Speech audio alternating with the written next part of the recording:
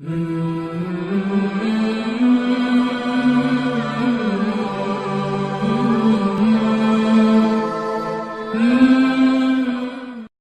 بقرہ آیت نمبر 11 اور 12 میں باری تعالیٰ فرماتے ہیں، جب ان سے کہا جاتا ہے کہ زمین میں فساد مت کرو تو کہتے ہیں کہ ہم تو اصلاح کرنے والے ہیں۔ یاد رکھو یہی لوگ مفسد ہیں، لیکن وہ اس کا شعور نہیں رکھتے۔ یہاں کن لوگوں کی طرف اشارہ ہے اور کیا موجودہ دور میں بھی ایسے لوگ ہیں؟ قرآن ہمیشہ سے ہے، پہلے آسمانوں پہ تھا، پھر زمین پہ اتر آیا اور ہمیشہ کے لیے ہے۔ قرآن جب بات کرتا ہے وہ ہمیشگی کے لیے ہوتی ہے۔ قرآن کی کوئی بات لوکل لیول کی نہیں ہوتی کہ جس زمانے میں کی جا رہی ہے اس کا نفاذ وہیں تک ہے، ایسا نہیں ہے۔ قرآن بعد از قیامت بھی قرآن کا رول موجود ہے۔ ایک بات یاد رکھیں، اللہ کے پروگرام کا حصہ کیا ہے؟ اپنے آپ کو اللہ نے کہا رب العالمین، اپنے رسول کو کہا رحمت للعالمین، اپنے کتاب کو کہا ہدی للناس، ہدی للمومنین یا متقین بھی کہا مگر ناس کہا۔ شہد کو شفا کہا تو شفا للناس کہا۔ اس کا سورج نیک بد شرک کرنے والے، اللہ کو سرے سے نہ ماننے والے کی فصلیں بھی ویسے ہی پکاتا ہے جیسی کہ کسی مومن کی۔ اس کی بارش سب کے کھیت پہ یکساں برستی ہے۔ اللہ نے یہ ساری چیزیں اس طرح بیان کی جس میں تفریق نہیں ہے، تخصیص نہیں ہے، تفرقہ نہیں ہے، فرق نہیں چھوڑا۔ اس کا مطلب کیا ہے؟ اس کا مطلب ہے کہ پروردگار عالم اپنی ساری مخلوق کو یکجان دیکھنا چاہتا ہے۔ کسی قسم کی تقسیم اللہ کو پسند نہیں ہے۔ اور فساد کہتے ہیں پھاڑنے کو، جدا کرنے کو۔ اسلام کہتے ہیں جوڑنے کو۔ جو انسانوں کو جوڑ رہا ہے وہ اسلام پر ہے، اور جو ان کو تقسیم کر رہا ہے وہ فساد کر رہا ہے۔ اس میں صرف مذہبی پوائنٹ آف ویو نہیں ہے،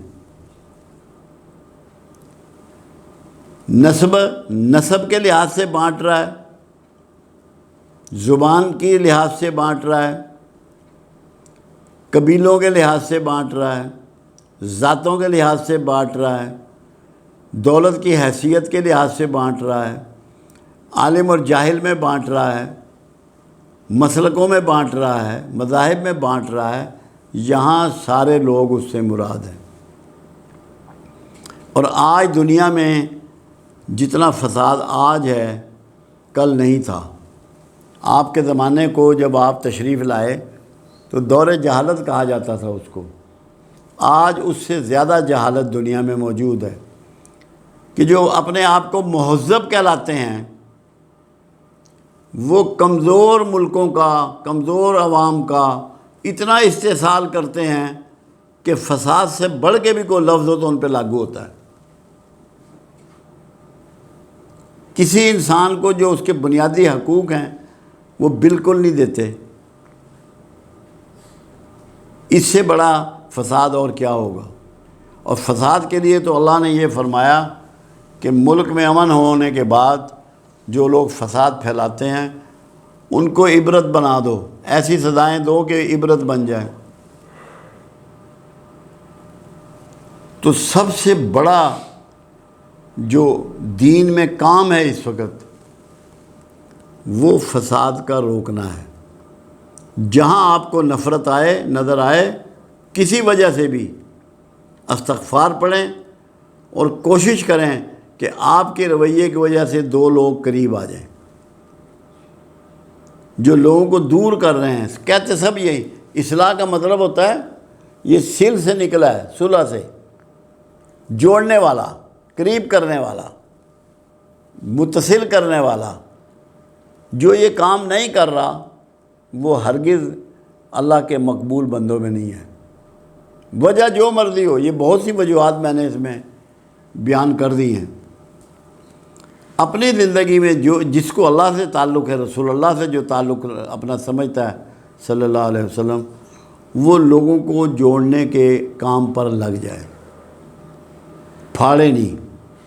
اگر کہیں دو جگہ اختلاف ہے، کمال کی بات ہے کہ اگر اختلاف کو مٹانے کے لیے کو آپ ایسی بات بھی کہہ دیتے ہیں جو نہیں ہوئی، جیسے جھوٹ ہوتا ہے، اس کو جھوٹ میں شمار نہیں کیا جاتا۔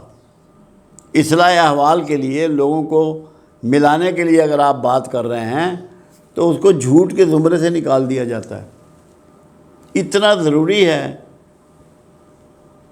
صلہ رحمی بھی اسی سے نکلی ہے کہ لوگوں کو، رشتہ داروں کو ایک دوسرے کے قریب کرو۔ سائل کو جھڑکنے کی بھی اجازت اسی لیے نہیں ہے کہ اس کو قریب کرو، اپنے اس کو کچھ دو، اس کی کوئی خدمت کرو۔ تو یہ سب سے ضروری پہلو ہے۔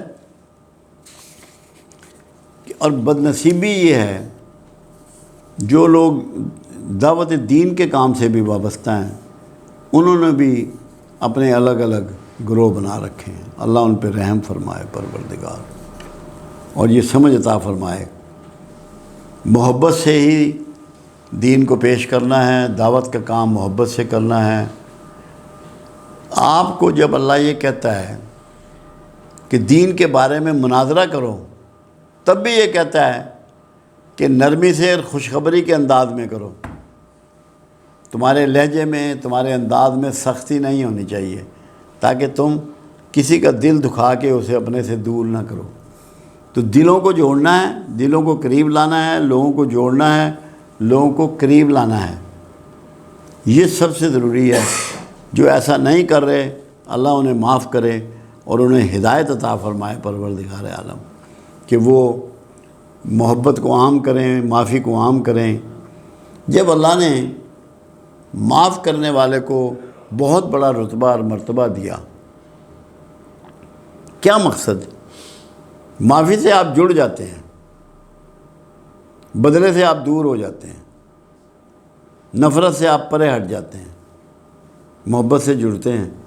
تو اللہ یہ چاہتا ہے ہم سب سے کہ ہم دوسروں کی غلطیاں معاف کریں، درگزر کریں، اور ان کی خدمت کریں، ان کا احترام کریں، تاکہ ہم فساد کرنے والوں میں شامل نہ رہیں۔